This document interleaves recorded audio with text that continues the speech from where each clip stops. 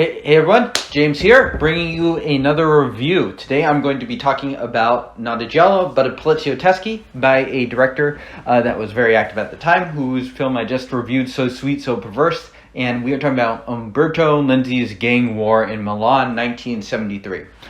Interestingly, for those of you based in the US that have a library card, this film is viewable and has been viewable for some time on Canopy, a service that I do highly recommend. It's actually a service that I saw a lot of Poliziotteschi's and Jolly for that matter, right when I was getting into Italian genre films 3 or 4 years ago. So definitely one that you should check out. I mean, it's a bit crazy to think that you can just get public access to a pretty decent streaming quality of a film like this. That's definitely like a cult film that has not been seen by all that many people just through the local library. So highly recommend it. You can see some absolute classics there, including I think the Fernando de Leo trilogy, Milieu trilogy, which is probably the best place to start for Poliziotteschi's, is on there too. So highly recommend that. Shout outs to Canopy. And this is the first, I believe, Umberto Lenzi Poliziotteschi that he's doing. Probably just coming over off of his giallos, things like Seven Bloodstained Orchids he did, which also has Sabato, Antonio Sabato, Eyeball, kind of his post-Bird Jolly. So I think he was kind of coming over straight from there over to these films. And so this is his first one here. And I think it's a very good one, and I think above average. For me, this one is probably just below Almost Human, which is my favorite Poliziotteschi done by him. And Lenzi's Poliziotteschi's kind of fall into a couple different categories. He's well known for the ones that he did with Merrily, but I believe this and Almost Human kind of exist in sort of a separate category where they're just like kind of people that are just super mean-spirited, super misanthropic. People are terrible. They're kind of just distilled down to its essence in a way. And so I think this and Almost Human, which are my favorites, both fall more into that category. And so I'm a big fan of this one.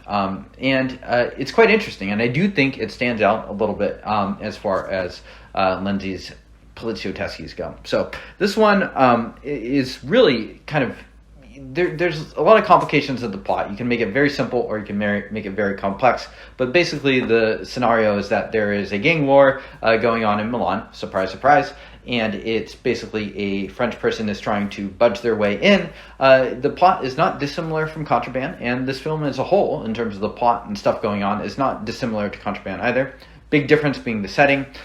This one also involves more prostitution and things like that. So we see a lot more kind of human elements and human suffering and things. And I think one thing that is quite interesting about the film, thematically, is we have these basically two warring factions of Antonio Sabato representing the Sicilians in Milan, whereas Felipe Leroy, who has one of those great faces and just really kind of underplays everything in a way that is, I personally enjoy. I mean, he's one of those people that you'll definitely recognize if you've seen a lot of Italian genre films. He's both in Gialli and Poliziotteschi's. I think he's a little bit more well known for the Poliziotteschi. So anyways, they're basically warring against each other, and we basically just get to see all of like the different hits and things going on. Similar to Contraband, this feels a bit like if someone like a 13-year-old had the fast forward button on The Godfather and just fast forwarded through all of the talking scenes and stuff like that. So this is like is probably around half the length of The Godfather, but has perhaps more hits and more action and stuff going on there. So in that sense, has a lot of fun set pieces and things like that, sort of like Contraband. And it's just, if you are into watching bad people do bad stuff to other bad people, this very well might be a film for you. If you like your protagonists to be likable, good people protagonists, absolutely not. Stay away. This is not the sort of film that you're going to show to your family during the holidays, anything like that. You will be committing probably a very grave sin if you were to put this onto the family TV after a nice holiday meal. But if you are a degenerate or you like to watch degenerates, then absolutely this film is definitely worth recommending and stuff. The lead is played by Sabato, who, will usually play either the first, second, or third lead in films.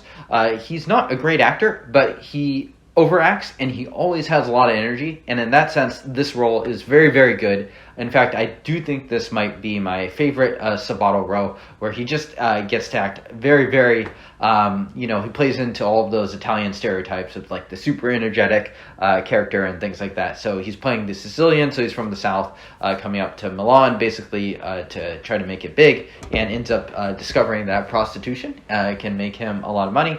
And Leroy's character from France basically wants him to push more drugs in his industry too. So Leroy, great place, and they're good kind of counterpoints to each other because they do bring very different energy to it throughout the sort of film.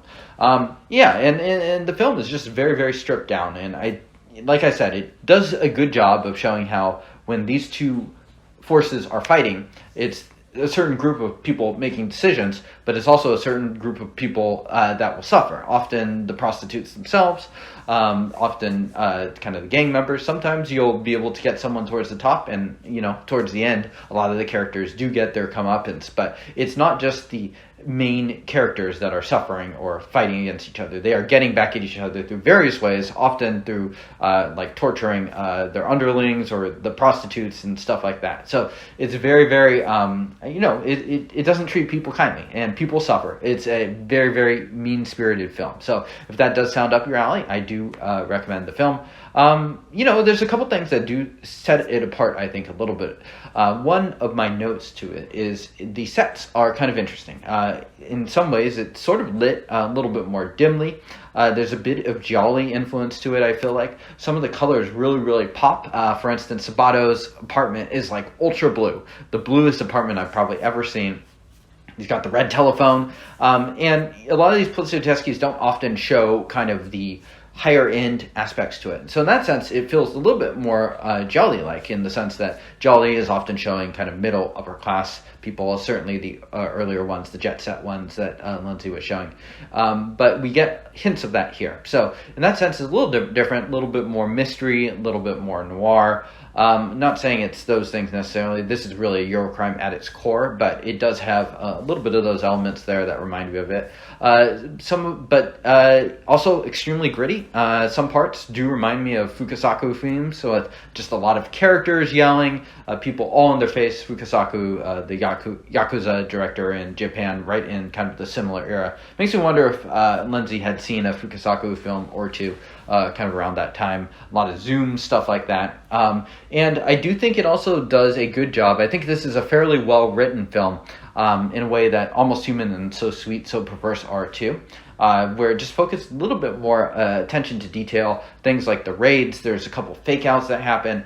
I don't want to, I guess I've already spoiled it, but there's a lot of like kind of just the inner machinations that are going on between the two gangs basically are fairly well thought out, but also laced with things that are just absolutely cruel. We have some electrocution of some male anatomy.